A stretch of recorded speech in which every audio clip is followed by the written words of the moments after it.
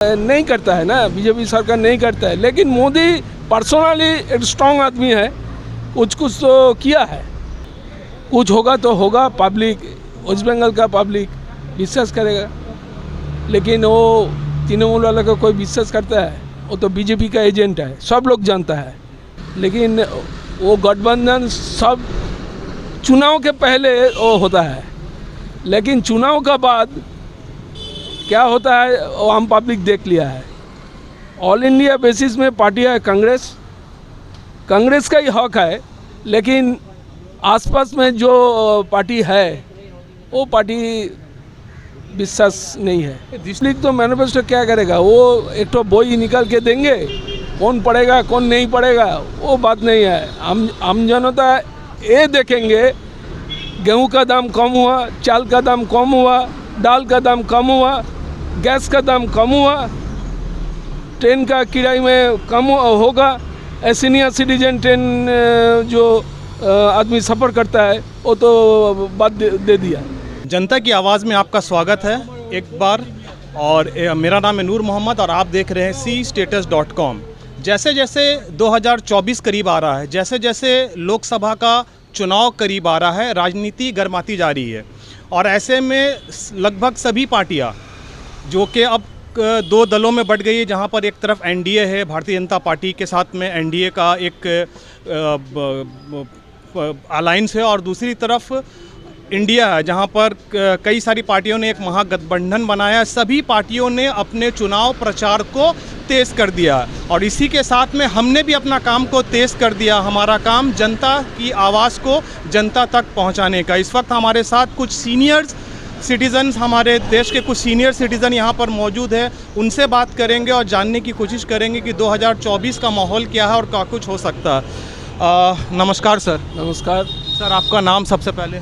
चंदन सरकार। चंदन सरकार जी, जिस तरह से मैं बता रहा था कि कोई सवाल लेने से पहले ये पूछने से पहले कि 2024 इलेक्शन में क्या होने वाला, उस मुद्दे पर हम पहले जाएंगे, लेकिन एक गर्मा सा मुद्दा अभी हो गया।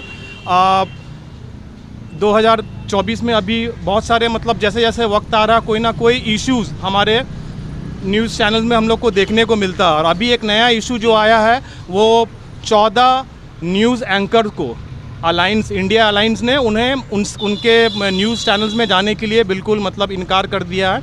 बाइकॉट वर्ड मैं यूज़ नहीं करूँगा, तो इस पर आप क्या कहना चाहेंगे? वो ठीक ही किया है, बॉयकॉट करना चाहिए। वो जो एंकर जो बोलता है वो कंपनी को जो पॉलिसी है उससे बात देकर वो जो बोलता है वो अपना से पॉलिसी उसका ऊपर देता है, तो बात दिया ठीक ही है। ये देखें ना, RTV अर्णब गोस्वामी चैनल में क्या बोलता है, एक तरफा बोलता है। मीडिया कॉरपोरेट का अंडर में मीडिया हो गया, तो ऐसा ही होगा। मीडिया का कोई पहले तरफ तो मीडिया अभी निरपेक्ष नहीं है, तो ऐसा ही होगा। वो बॉयकॉट किया है, ये और पॉलिटिकल इशू है।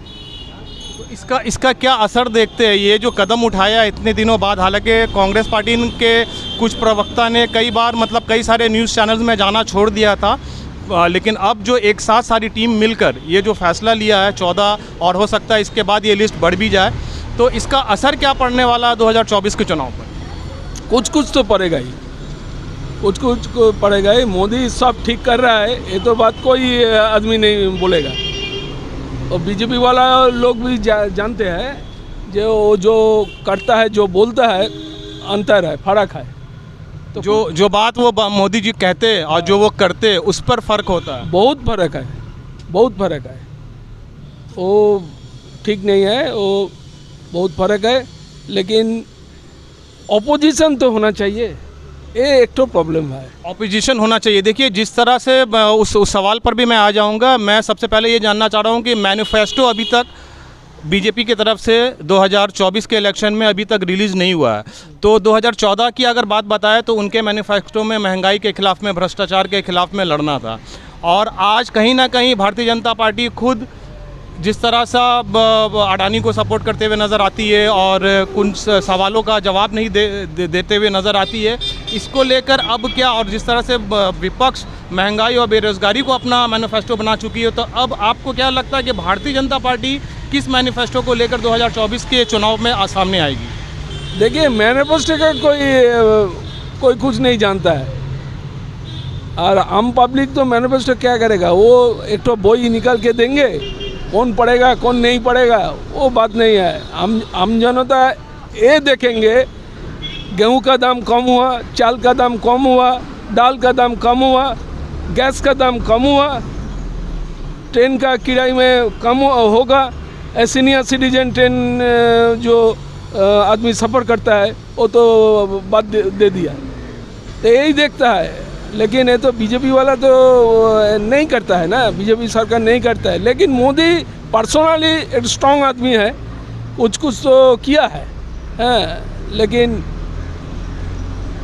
5 साल फर्क पर एक तो कांग्रेस सरकार जाना चाहिए, एक केरल का माफिक, मतलब बदलाव आना चाहिए। तो इस बार जो इंडिया टीम जो बना, इंडिया अलायंस महागठबंधन बना, उसके बारे में क्या सोचते हैं? कितना भरोसा कर सकती है भारत पर, मतलब हमारा जो भारतवर्ष के जो जनता है वो कितना भरोसा कर सकती है इस इतने बड़े महागठबंधन के ऊपर में? मोदी जी के खिलाफ जो खड़ी हुई है, वो अपनी सरकार बनाना चाह रही है अब 2024 में, उस पर कितना विश्वास कर सकते हैं? देखिए, विश्वास का कोई व्यापार नहीं है, लेकिन वो गठबंधन सब चुनाव के पहले वो होता है, लेकिन चुनाव का बाद क्या होता है वो आम पब्लिक देख लिया है। ऑल इंडिया बेसिस में पार्टी है कांग्रेस का ही हक है, लेकिन आसपास में जो पार्टी है वो पार्टी विश्वास नहीं है। जिस तरह से 2014 के बाद से कांग्रेस को हमने पीछे जाते हुए देखा है, और 2011 से ही कांग्रेस में मतलब काफ़ी कुछ बदलाव देखने को मिल गया था, काफ़ी पीछे आने लगी थी, जहां पर 2014 में आकर भारतीय जनता पार्टी ने अपना सरकार बनाया था। तो अकेले अपने दम पर कांग्रेस इस इलेक्शन में आ नहीं सकती होगी, तभी जाकर इतने बड़े गठबंधन का किया गया, जहां पर कई सारे पार्टियां, पहली बार ऐसा हुआ कि देश की इतनी बड़ी बड़ी पार्टियां एक साथ मिलकर आई हैं जनता को दिखाने के लिए कि हम लोग एक बड़े जो संविधान के साथ में जो खिलवाड़ का कई बार कहा जाता है कि संविधान को लेकर सारी पार्टियां एक हुई, क्योंकि ये सवाल उठता है कि जब स्टेट्स के इलेक्शन होते हैं तो ये सब पार्टी आपस में एक दूसरे के खिलाफ होती है। अब जबकि लोकसभा का इलेक्शन है, ये सब एक है, ये मोदी जी का भी कहना है, तो किस तरह से इसको देखा जाए? लेकिन जहां वहीं पर इंडिया टीम का कहना है क्योंकि संविधान के साथ में भारतीय जनता पार्टी छेड़छाड़ कर रही है और इसका बड़ा असर पड़ सकता है देश पर, इसलिए वो लोग इकट्ठा हुए। तो क्या लगता है कि आखिर देश की जो जनता है वो क्या चुनने वाली है, क्या कर सकती है? अकेला कांग्रेस लड़ता है तो एक बात है, उसको पीछे में लेफ्टिस्ट फोर्स रहेगा तो अलग बात है, लेकिन लेफ्ट और राइट, लेफ्ट और मिडिल दोनों ही एक साथ आ चुकी है। नहीं, लेफ्ट और Congress ji, rightist, all are rightist. Lalu का राइटिस्ट है, डीएमके राइटिस्ट है, हाँ, वो उसका कोई असर नहीं पड़ेगा। ये जितना गठबंधन होगा वो पब्लिक को नहीं मानेगा, वो मोदी का पास ही चला जाएगा। ये गठबंधन ठीक नहीं है। एक तरफ आप कह रहे हैं कि मोदी जी का मतलब मोदी जी जो कुछ कहते हैं वो कर नहीं पाते, और व्यक्तिगत में आपने बताया कि मोदी जी एक स्ट्रांग लीडर है, लेकिन कहीं ना कहीं जनता में निराशा है। तो इस तरह से जनता फिर कहाँ पर जाएगी इस 2024 के इलेक्शन में? कैसे फैसला कर पाएगी जनता? बोलिए ना, ये जो गठबंधन है, हाँ, वो जो शरीक है, तृणमूल है, डीएमके है, जनता दल है, हाँ, कोई है विश्वास योग्यता कोई है उसका ऊपर नहीं है। अगर ये मतलब कल को एकमात्र लेफ्टिस्ट उसका पीछू में है, कुछ है। लेफ्टिस्ट और कांग्रेस मिलकर कुछ होगा तो होगा, पब्लिक, वेस्ट बंगाल का पब्लिक विश्वास करेगा। लेकिन वो तृणमूल वाला को कोई विश्वास करता है? वो तो बीजेपी का एजेंट है, सब लोग जानता है। इतना भ्रष्टाचार, इतना चोरी, कुछ हुआ ना, कुछ लड़ाई होता है आमने सामने में ममता दी का और मोदी का, फिर भी आप कह रहे हैं वो लोग बीजेपी कुछ किया है? काफ़ी कुछ किया है, कुछ काफ़ी नहीं किया है। नए तो दिन अभिषेक को बुलाया जाता वो है। बोला जाता है, बुलाई जाता है, मैंने क्या बोलेगा, लेकिन कुछ किया है? चा बिस्किट खा के भेज देता है। मोदी जी के खिलाफ तो अभी राहुल से भी बढ़कर ममता जी सामने नजर आती है, यहाँ लग रहा है अलायंस के भी वक्त। वो चीफ मिनिस्टर है, इसलिए वो प्रेफरेंस मिलता आपको है। नहीं लगता कल को अगर इंडिया पर अलायंस जीतती हुई तो हमारी दीदी पीएम के पद के दावेदार हो सकती है? अरे नहीं, पीएम के होने से बंगाल बच जाएगा। बंगाल की नहीं, हमें इंडिया की बात नहीं, बंगाल इसीलिए बच जाएगा जो यहाँ पर ममता नहीं रहेगा।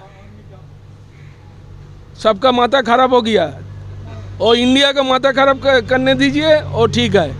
वो क्या होगा सब जानता है, कुछ नहीं होगा। वो गठबंधन से कुछ नहीं होगा। कई सारे हाँ, बोलिए। कई सारे स्कीम्स लेकर आई ममता जी बंगाल में, जहाँ पर स्वास्थ्य साथी कार्ड है, महिलाओं के लिए बहुत कुछ किया। इसका असर नहीं पड़ता बंगाल की जनता कुछ पर? तो पड़ा हुआ है, कुछ तो पड़ा हुआ है। पश्चिम बंगाल को इलिटरेट पर्सन को सब भिखारी बना दिया है, क्या करेगा। लेकिन ममता बनर्जी जिस तरफ से, जिस रास्ते से चलता है वो ठीक नहीं है। पिछली बार 17 सीट लाई थी लोकसभा के इलेक्शन में बीजेपी 17 सीट बंगाल में। 17 सीट 20 सीट पाने दीजिए ना। लोकसभा में कोई बोलता है मोदी जी के खिलाफ? तो राहुल जी क्या तो होगा? राहुल तो कुछ बोलता है। All India party Rahul ji को किस तरह देखते हैं? आप क्या बोले, जेनेटिकली अभी बंगाली बोलते पारे ना बोलो। আচ্ছা, কংগ্রেস বিজেপির এক ডিএনএ লোক নয়, এক ঘরানার লোক নয়, কোনোদিন হতে পারে না। লেফটিস্টরা কোনোদিন বিজেপির এক ঘরানার লোক হতে পারে না। টেবলের মানে ওটা শেয়ার করা, পলিটিক্স শেয়ার করা যাবে। হ্যাঁ, কিন্তু এই যে সব ছোটোখাটো দল যারা প্রভিন্সিয়ালি দল, তারা নিজের সুযোগ সুবিধার জন্য আজকে কংগ্রেস, কালকে বিজেপি, পরশুদিন ওই এসব করতে পারে। তো এদের ওপর ভরসা করে মানুষ কি করবে? গ্যাসের দাম 1000 টাকা হয়েছিল, তৃণমূল কোনো কথা বলেছিল? ব্যাংক ছোট করে দিচ্ছে, তৃণমূল মার্চ হয়ে গেছে, তৃণমূল কোনো কথা বলছে? তো বলছে না। এত টাকা দিয়েছে ওই 100 দিনের কাজে, টাকা চুরি করে ফাঁক করে দিয়েছে।